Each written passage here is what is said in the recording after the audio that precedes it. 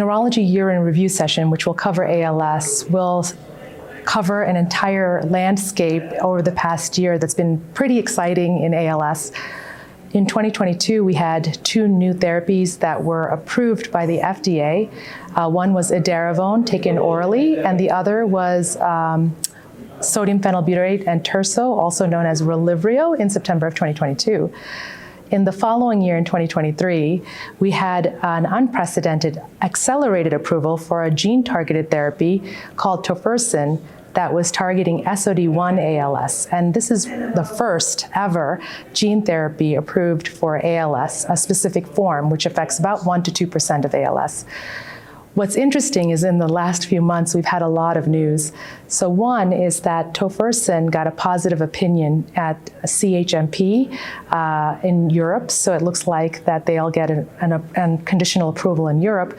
But also there was a confirmatory phase 3 of Relivrio conducted mainly in Europe, but it was a global study that did not hit its primary endpoint and is being presented at the American Academy of Neurology. This led to the manufacturers leading a press release in the last couple of weeks, stating their intention to withdraw the medication from the market in both the US and Canada. Despite the disappointing results, I think one of the big takeaways from this is that the regulatory process worked. So for ALS, and it's already been conducted in other disease areas, but for ALS, this was an example of getting something that had some degree of benefit, and it was unclear, and a confirmatory study was required.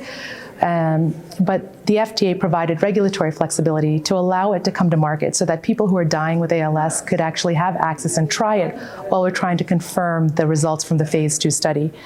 And so having the product evaluated in a confirmatory phase 3 study and then making decisions to whether to keep it on the market or not, I think was something that showed that the regulatory flexibility and the process worked for our community.